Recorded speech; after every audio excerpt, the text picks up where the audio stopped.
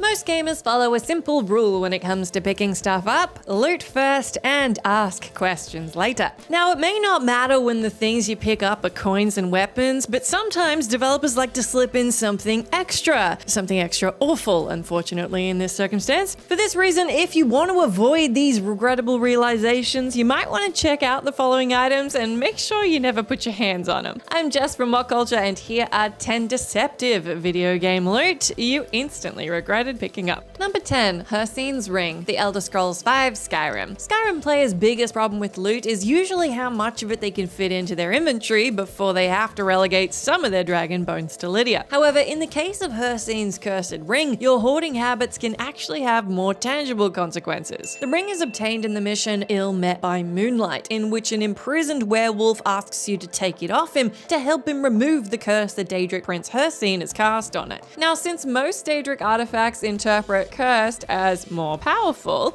you might choose to agree to the werewolf's offer. Either that, or you just quickly click through the dialogue, in which case you would quickly discover why the werewolf was so eager to get rid of it. Not only does the ring force you to transform into a werewolf at random, but you can't take it off once you equip it. This means that until you finish Hircine's quest to remove the curse, you're constantly at risk of turning into a wolf, turning all NPCs hostile, and potentially ruining some quest objectives in the process. What a world. If you can't trust a random werewolf convict, I mean, who can you trust? Number 9, Body Parts, Quasy Morph. Quasy Morph is a bizarre isometric dungeon crawler where you play as a mercenary company in a dystopian science fiction setting where strange anomalies cause people to transform into the titular Quasimorphs. Picking up jobs and exploring anomaly-infested areas is the bread and butter of the game here, but if you're not careful, the preferred bread and butter of your mercenaries will be the fresh corpses littering the premises of the compounds you explore. Yep, we're talking cannibalism. Because Quasimorph doesn't believe in hand-holding and each object in the game, including your own body, is highly interactable, it can be very easy to accidentally chop off a body part and cannibalize it as you loot a corpse. Now, this accidental loot, yep, I guess we're calling it that, can keep your character's health and hunger in check, but it also comes with some dire consequences. Eating human meat increases the anomaly levels on the map, meaning that every time you mess up and eat a guy's appendage, you increase the frequency of Quasimorphs spawning near you, which make the levels significantly harder. So don't let your mercenary urges get the better of you, no matter how delicious those rotting body parts may look. Number 8, Tall Bird Egg, Don't Starve. The world of Don't Starve is brimming with dangerous secrets and deceptive traps that are waiting for an oblivious survivor to fall right into them. One of these traps that awaits greedy players in particular is the Tall Bird Egg, found inside giant nests that appear in rocky biomes. The egg is large enough that in a game centered around surviving starvation, it makes for a pretty tempting bit of loot, especially if you find it unattended by whatever has hatched it. Then again,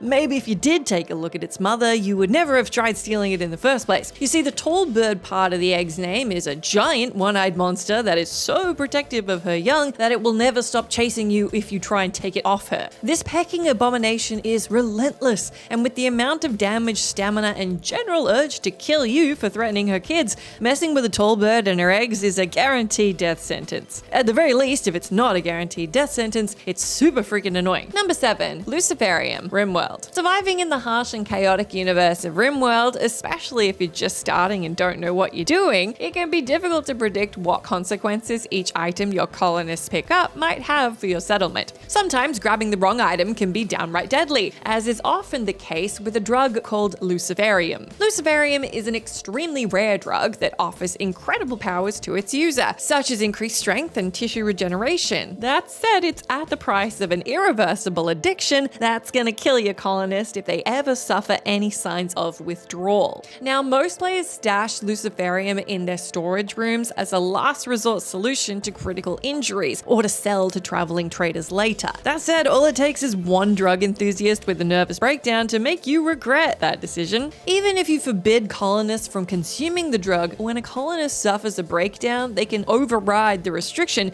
and binge on your rare Luciferium, developing an instant addiction from a single pill and becoming a ticking time bomb of death. Well, so much for that being a last resort solution. Number 6, Charismatic Autobiography, Yakuza 0. Yakuza 0 has a lot of wacky and strange objects for you to pick up on your quest to beat up every single thug in the Shinjuku area. like a chicken manager or good luck socks. Most of these oddities are given to you as a harmless joke, or they can even provide you with minor bonuses. But in the case of the Charismatic Autobiography, the loot is designed specifically to be the bane of your existence. You acquire the autobiography by correctly answering 2 trivia questions in the Damned Yankee side story. The item has a very vague description, so you might try to equip it just to see what it does. And then you would probably not notice a difference and go on with your day, until swarms of super strong enemies suddenly start jumping at you from every street corner. Yes, what the autobiography does is secretly turn all NPCs, that is every single NPC in the game, hostile. And while it's at it, it also makes them tougher to fight. Once you equip it, you basically won't ever be left alone, and the game will turn into a nightmarish gauntlet of endless street fights. Either that autobiography is the hottest book on the market, or people really hate the author. Number 5, Sword of Cain, Total War Warhammer 2. The Sword of Cain is a legendary cursed blade from the Warhammer series that makes an appearance in Total War Warhammer 2.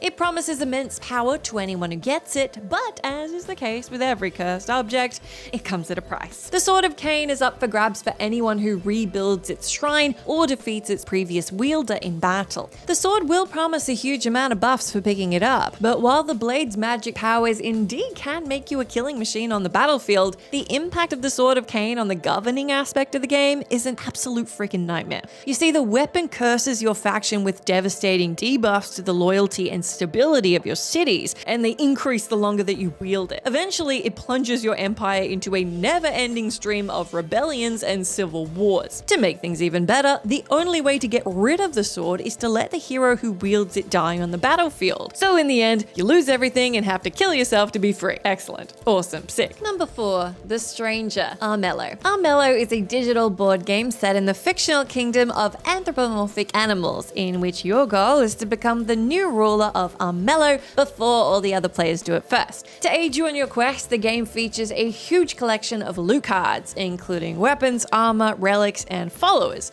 each of which provide you with unique bonuses. Unless that is, you're dealing with a stranger. The stranger is a follower card that can randomly drop as a loot while exploring a dungeon. Once you acquire him, he immediately takes up a follower space, refusing to leave your side, and as a benefit, and we use that term loosely, he forces you to waste 1 movement point by going in a random direction at the start of each of your turns. If you acquire the stranger, it's probably because you got greedy and the game lured you into exploring a dungeon with the promise of treasure, only to present you with this nasty mangy surprise. Luckily, there is a way to get rid of this old cat, and it's by ending your turn next to another player. Just remember that thanks to the stranger's amazing sense of direction, catching up to your opponents is easier said than done. Number 3, Golden Idol, Spelunky. Spelunky is a roguelike platformer where you explore treacherous caves and die at the rate of a group of lemmings hanging out by the cliffside. There are plenty of dangers lurking in Spelunky's levels: snakes, spiders, booby traps, and angry shopkeepers. But perhaps the most dangerous thing to be wary of is your own greed. One of the game's more iconic items are the golden idols that can be found in most levels, sitting atop an altar.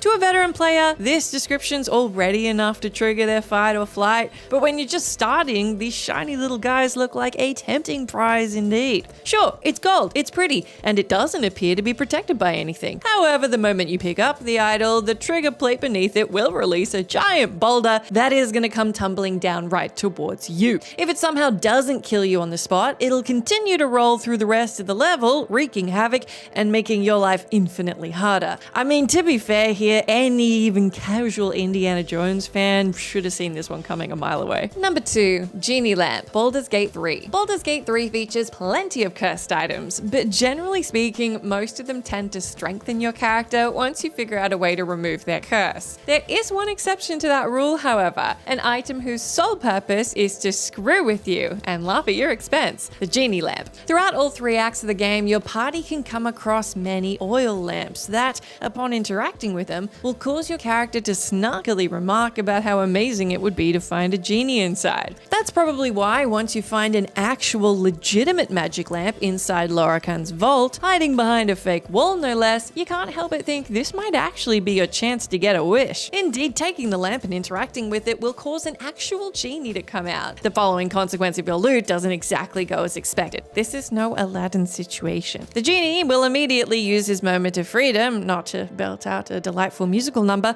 but to switch places with you, trapping you inside the lamp forever, or until your other party members figure out what's happening and defeat the genie. But let's be honest, they're probably too busy flirting with each other. Number 1, the Bane, Borderlands 2. Weird weapons are a speciality of the Borderlands series. I mean, every kind of weapon is, but while these usually mean the fun kind of weird, with goo spraying rocket launchers and alcohol dispensing pistols, this one SMG from Borderlands 2 dispenses nothing but misery and rage. I guess it does that too. The Bane is a unique weapon obtained in a mission of the same name. During the quest, you learn of a powerful but cursed gun that leaves all who wield it dead. Following the trail of its previous owner's corpses, you eventually find the gun next to a grave, and then immediately realize why it is that all of its owners have suffered a bullet to the head. Was it some looming doom that brought danger to them? Did it shoot magic bullets that went flying towards them instead of their targets? No, it's just loud. Loud as hell. The Bane's bane is the fact that every time you pull the trigger, it releases an ungodly scream that's guaranteed to make your ears bleed and push you to the brink of suicide, as it did with its previous owners. The stats of the weapon might be decent, but if it means losing your sanity and hearing, you're better off without it.